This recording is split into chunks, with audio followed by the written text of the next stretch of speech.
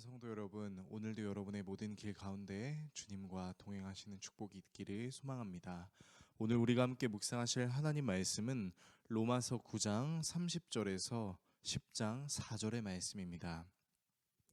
그런즉 우리가 무슨 말을 하리요?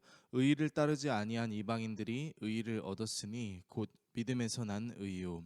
의의 법을 따라간 이스라엘은 율법에 이르지 못하였으니 어찌 그러하냐? 이는 그들이 믿음을 의지하지 않고 행위를 의지함이라. 부딪힐 돌에 부딪혔느니라. 기록된 바 보라, 내가 걸림돌과 거치는 바위를 시온에 두노니 그를 믿는 자는 부끄러움을 당하지 아니하리라 함과 같으니라. 형제들아, 내 마음에 원하는 바와 하나님께 구하는 바는 이스라엘을 위함이니 곧 그들로 구원을 받게 함이라. 내가 증언하노니 그들이 하나님께 열심히 있으나 올바른 지식을 따른 것이 아니니라. 하나님의 의의를 모르고 자기 의의를 세우려고 힘써 하나님의 의의에 복종하지 아니하였느니라. 그리스도는 모든 믿는 자에게 의의를 이루기 위하여 율법의 마침이 되시니라. 아멘.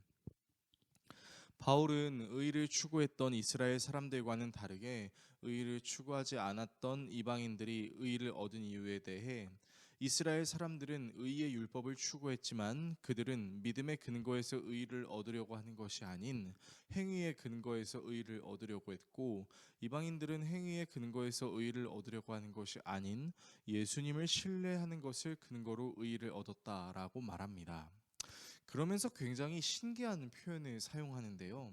이사야서의 말씀을 인용해서 시온에 부딪히는 돌과 걸려 넘어지는 바위를 믿는 사람은 부끄러움을 당하지 않는다고 말합니다. 여기서 시온에 부딪히는 돌, 걸려 넘어지는 바위가 상징하는 것은 바로 예수님입니다. 즉 예수님을 통해서 부딪히는 느낌이나 걸려 넘어지는 느낌을 받았어도 그 예수님을 믿는 사람이 구원을 얻을 수 있다라는 것이죠. 실제로 예수님이 사역하시던 시절 많은 유대인들은 예수님의 가르침에 기뻐하기도 했지만 한편으로는 매우 당혹스러워하기도 했습니다. 왜냐하면 당시 유대인들이 하나님의 율법에 대한 열심을 내고 있었을 때 예수님께서는 그 열심이 잘못된 열심이 될 수 있다는 사실과 더불어 유대인들이 상상하지도 못할 많은 가르침을 주셨기 때문입니다. 그래서 많은 유대인들이 예수님을 이단으로 생각하기도 했습니다. 또한 예수님은 당시 유대인들이 개처럼 여기는 이방인들에게도 선을 행하실 뿐만 아니라 사람 취급도 하지 않았던 세리, 죄인, 창녀들의 친구도 되어 주셨습니다. 이런 행동들은 당시 유대인들로 하여금 예수님을 기피할 수도 있는 요소로도 작용된 것이죠.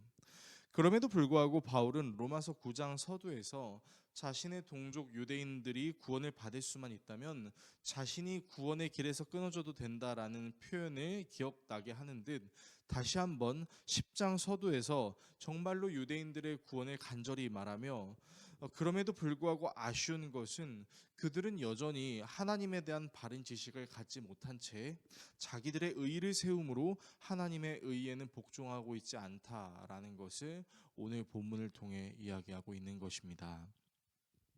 오늘의 말씀을 우리의 삶에 어떻게 적용해야 할까요? 예수님이 사역하시던 시절이 지난 지 무려 2000년이 흐른 지금도 우리는 여전히 유대인들이 저지른 실수를 답습할 수 있습니다. 하나님을 사랑하는 마음이 없지는 않지만 여전히 자신의 노력과 행위로 구원에 이를 수 있다라는 착각을 할 수 있기 때문입니다. 그러나 성경은 명백하게 우리에게 구원에 대해 오직 한 가지를 말씀하고 계십니다.